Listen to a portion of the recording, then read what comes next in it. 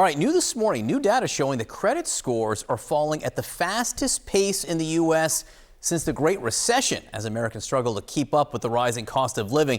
Let's go right to CNN's Matt Egan for this. Doesn't sound good. Yeah, no, John, it's not. It's more evidence that some Americans, they're hurting because of the high cost of living and because of the return of student loans. So FICO had found that credit scores on average, they increased every single year between 2013 and last year when they dipped. And today, FICO says there's an even bigger drop this year. As you mentioned, the biggest since 2009 during the Great Recession. Credit scores, they're still pretty high, moving in the wrong direction, in part because more and more Americans are falling behind on their bills. FICO says that delinquency rates are at or near the highest level since 2009 on car loans, credit cards, and also on personal loans as well. And Gen Z, they're under even more pressure. FICO says that credit scores for Gen Z down by the most of any age group since 2020. And part of that problem, of course, is student debt, right?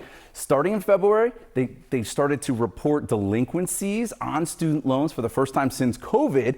And FICO has found that a record high 29% of people who have student debt have been reported as delinquent. Only 62% have actually made a recent payment. And look at this, another 9%, they could be reported delinquent soon because they have student debt, but they have not made any recent payments. And it's not just student debt, right? You think about young people also contending with the worst job market for recent college graduates in years. I talked to a 22-year-old from Orlando who told me it took him 14 months and hundreds of job applications before he landed a job that wasn't a scam. But he said he's not making nearly enough money to get by, let alone to chip away at his $35,000 in student debt. So he said his credit scores have taken a drastic hit. And he's not alone. FICO found that almost 2/3, 64% of Gen Z student borrowers, they rely on more debt just to get by. That's people who have student debt. They've got to rely on credit cards and buy now, pay later, and also